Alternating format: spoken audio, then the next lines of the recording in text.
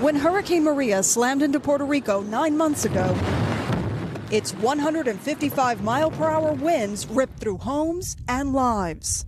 David Olmeda and his family are some of the thousands of Puerto Ricans left with nothing who fled to the U.S. mainland after the storm. They found a temporary home at a motel in suburban Orlando, paid for by FEMA. I don't have family in this state. Yeah, it's very hard.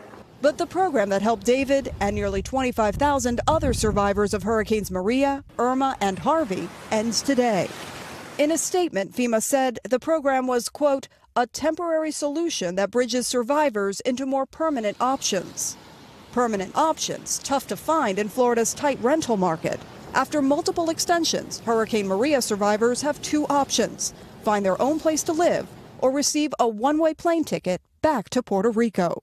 This is one of the storage rooms for our food pantry. In Central Florida, United Way and local churches, like Reverend Jose Rodriguez's, are trying to help those who want to stay with food and rental assistance. My biggest fear are people out in the streets. Myra Rodriguez is one of the lucky ones. United Way recently helped her move into an apartment. Some days you feel like giving up, but I have a 16-year-old, so I have to think about. David Olmeda and his family will move into their own apartment this weekend, but it's bittersweet for him. There are a lot of people here that are now my friends, he says, and I wish I could take them all with me, but I can't. Pero no puedo. A concern for the nearly 2,000 other Puerto Rican families now out of time. Maya Rodriguez, NBC News, Kissimmee, Florida.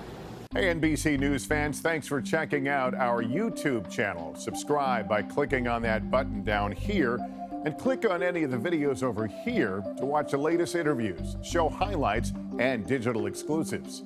Thanks for watching.